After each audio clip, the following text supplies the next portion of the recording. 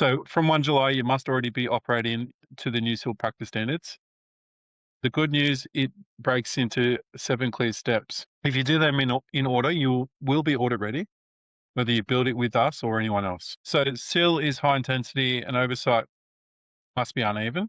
Has been uneven since the scheme was created. I've worked in the sector for about 15 years, and I was a part of an organisation that implemented NDIS services. We were block funded via the state body. Back then it was ADIC, but it's now DC in here in New South Wales. Had a lot of oversight, a lot of some good, some bad politics, but a lot of holistic overview on the care the participants were receiving. And unfortunately, a lot of that was lost when the NDIS become a thing. And it's taken now 13 years for the sector to finally circle back to some of these reforms, which is really important. So there's a review done in 2023.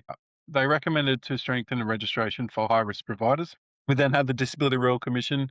Some of you may or may not be aware of that. If you're not aware of it, I'd encourage you to go read some of the papers, at least the recommendations. Some very important things you could learn from that and implement in your service. And then there was a provider and worker registration task force where the peak bodies, the commission, the agency consulted with key organisations and discussed what these changes might look like in our field. So we say it's been building since 2023.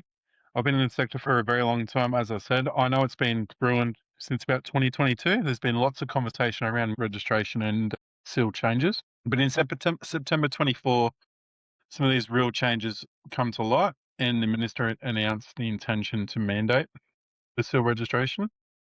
24 into March 25, the Commission run the public consultation within the sector.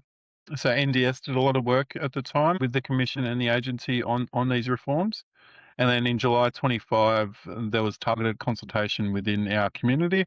That concluded, And then in December 25, the Minister confirmed the mandatory registration from 1 July 26. In February 26, the policy development and market readiness activities started.